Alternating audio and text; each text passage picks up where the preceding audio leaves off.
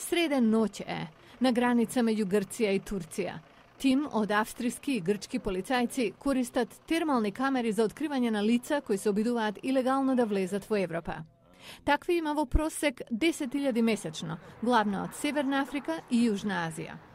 Evropskite vladi rešija da stavat kraj na to.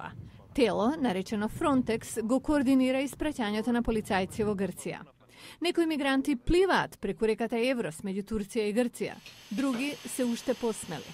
No policajcite se opremeni su najnova tehnologija. Ovие сензори откриваат чукање на срцето, ако има некој сокриен во возило. Prikazni ima koliko sakaš.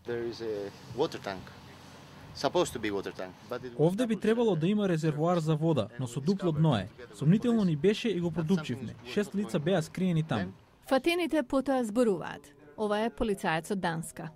10 години интервјуирам фатени и сите имаат неверојатни приказни, но вистинската приказна е токму таа верзија.